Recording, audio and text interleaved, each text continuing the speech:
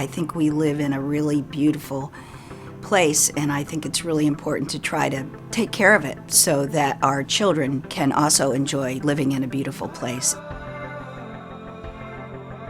The Mountains to Sound Greenway strives to create a balance between the built environment and the natural world.